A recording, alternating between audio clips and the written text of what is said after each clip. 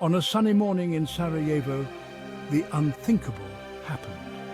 The city, bathed in sunlight, was about to witness an event that would change the course of history. Archduke Franz Ferdinand, heir to the Austro-Hungarian throne, and his wife Sophie were assassinated. They were on a goodwill visit, hoping to strengthen ties and promote peace. The date was June 28, 1914, a day that would be etched into the annals of history. This single event, a seemingly isolated act of violence, would set in motion a chain of events that would plunge Europe and eventually the world into the abyss of war. The delicate balance of power was about to be shattered. The assassin, Gavrilo Princip, was a young Serbian nationalist, driven by a desire for a unified Slavic state. His actions were fueled by a deep-seated resentment towards the Austro-Hungarian Empire. His act, while shocking, was the culmination of simmering tensions and deep-seated rivalries that had been brewing for decades. The Balkans had long been a powder keg of ethnic and political strife. Franz Ferdinand's assassination was a diplomatic earthquake. It disrupted the fragile peace that had been maintained through a complex web of treaties and alliances. It sent shockwaves through the courts and chancelleries of Europe. Leaders scrambled to respond, each move calculated yet fraught with peril. Austria-Hungary, outraged and seeking revenge, blamed Serbia for the assassination. The Empire saw this as an opportunity to assert its dominance. The Austro-Hungarian Empire saw an opportunity to crush Serbian nationalism and solidify its own fragile empire. They issued an ultimatum to Serbia, one that was nearly impossible to accept. However, Serbia was a client state of Russia, and Russia, unwilling to back down, mobilized its vast army in support of Serbia. The Russian bear was awakening. The intricate web of alliances that had been carefully constructed over the previous decades began to unravel, pulling one nation after another into the vortex of conflict. The dominoes were falling. The assassination of Archduke Franz Ferdinand was not the sole cause of World War I. It was, however, the catalyst, the spark that ignited the tinderbox of European tensions. However, it was the catalyst, the spark that ignited the tinderbox of European tensions. The streets of Sarajevo became the flashpoint for a global conflict. To understand the true causes of the war, we must delve deeper, exploring the complex interplay of alliances, militarism, nationalism, imperialism, and the failures of diplomacy that had been building for years. These forces had been pushing Europe towards the brink. It is in these underlying causes that we find the true origins of the Great War, a war that would reshape the world forever. The trenches and battlefields would bear witness to the devastating consequences of a world at war. Europe, in the early 20th century, was a continent divided, a patchwork of nations with competing interests and simmering tensions. A complex network of alliances, forged from fear, ambition, and historical grudges, bound the great powers together in a delicate and dangerous balance. These alliances were not just political agreements, but were deeply rooted in the historical and cultural contexts of the time. On one side stood the Triple Alliance, consisting of Germany, Austria, Hungary, and Italy. This coalition was seen as a formidable force in European politics. This alliance, formed in 1882, was primarily a defensive pact, designed to protect its members from potential aggression. The treaty stipulated mutual support in the event of an attack by any other great power. Germany, under the leadership of Kaiser Wilhelm II, sought to secure its position as a dominant power on the continent. The Kaiser was determined to expand Germany's influence and saw the alliance as a means to achieve this goal. Austria-Hungary, a sprawling and increasingly fragile empire, sought protection from its rivals, particularly Russia. The empire was a patchwork of different ethnic groups, and internal tensions made it vulnerable to external threats. Italy, newly unified and eager to assert itself on the world stage, saw the alliance as a means to advance its own interests. The Italian leadership hoped that the alliance would help them gain territory and prestige. Arrayed against the Triple Alliance was the Triple Entente, composed of France, Russia, and Great Britain. This alliance was formed in response to the perceived threat posed by the Triple Alliance.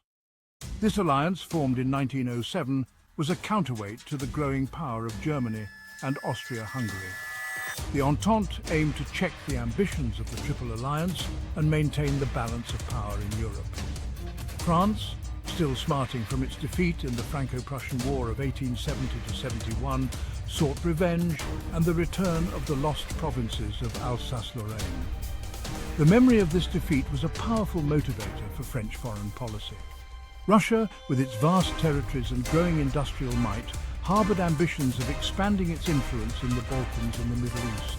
The Russian Empire saw itself as the protector of Slavic peoples and sought to extend its reach. Great Britain, wary of any power that threatened the balance of power on the continent, joined the Entente to safeguard its own interests. The British were particularly concerned about maintaining their naval supremacy and protecting their global empire. These alliances, while intended to deter aggression, ironically made war more likely. The interlocking treaties created a situation where a conflict involving one power could quickly draw in others. They created a climate of fear and suspicion, where even a minor incident could escalate into a major crisis. The intricate web of alliances meant that any local conflict had the potential to spark a wider war. The assassination of Archduke Franz Ferdinand exposed the fatal flaw of this system of alliances. The event set off a chain reaction that the alliance system was powerless to stop. When Austria-Hungary moved to punish Serbia, it triggered a chain reaction, pulling in the other great powers, each bound by treaty obligations to defend their allies. The mobilization of troops and declarations of war followed swiftly.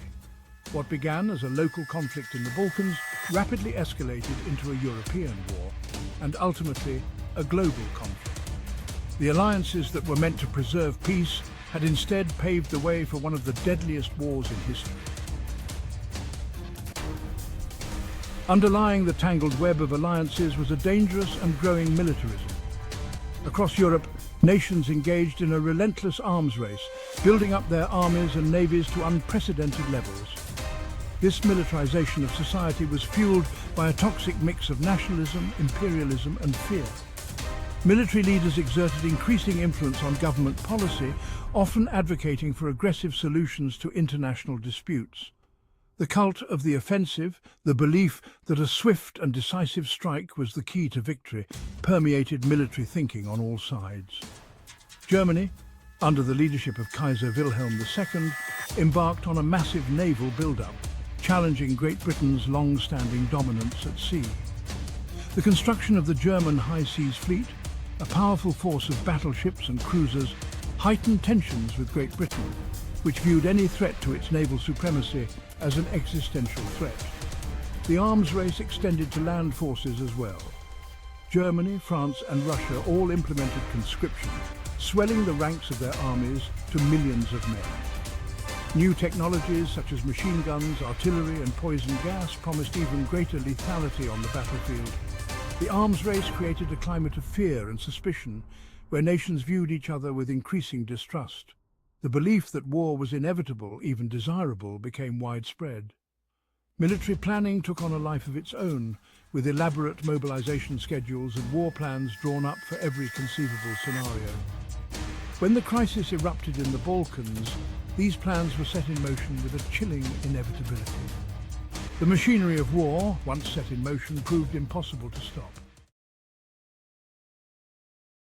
The late 19th and early 20th centuries witnessed a surge in nationalism across Europe, a powerful force that reshaped the continent's political landscape. This fervent belief in the superiority of one's own nation, often combined with a desire for national unity or expansion, played a significant role in the outbreak of World War I. Nationalism was not just a sentiment, but a driving force that influenced policies and international relations. In Germany, nationalism manifested itself in a desire for world power status, a place in the sun commensurate with its growing industrial and military might. The German Empire sought to assert its dominance and secure its position as a leading global power. In France, nationalism was fueled by a desire for revenge against Germany for the humiliation of the Franco-Prussian War. The loss of Alsace-Lorraine to Germany in 1871 left a deep scar on the French national psyche. driving a fervent desire to reclaim lost territories. In Russia, nationalism took on a pan-Slavic character, with Russia casting itself as the protector of its Slavic brethren in the Balkans. This sense of duty and kinship with other Slavic nations influenced Russia's foreign policy and its involvement in regional conflicts.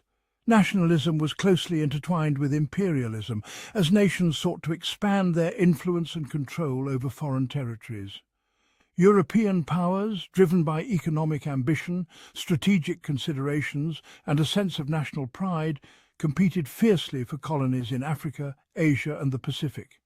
The quest for resources, markets, and strategic advantages fueled this intense competition. This scramble for colonies created new rivalries and exacerbated existing ones as nations vied for dominance and control over valuable territories. The Moroccan crises of 1905 and 1911, for example, brought France and Germany to the brink of war over their competing claims in North Africa. These crises highlighted the fragility of international relations and the potential for conflict over colonial ambitions. The Balkan Wars of 1912–13, which saw the Ottoman Empire driven from most of its European territories, further destabilized the region and heightened tensions between Austria-Hungary and Serbia. The shifting borders and emerging national identities in the Balkans added to the complexity of the situation.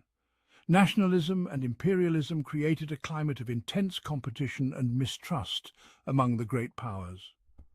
Diplomatic efforts were often overshadowed by the desire to assert national interests and maintain a balance of power.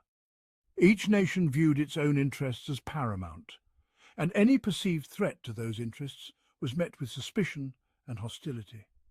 Propaganda and military preparations further fueled the sense of impending conflict. This atmosphere of suspicion and rivalry made it difficult to resolve disputes peacefully, as each nation was prepared to go to great lengths to defend its perceived national honor and interests. The stage was set for a conflict that would engulf the entire continent and beyond.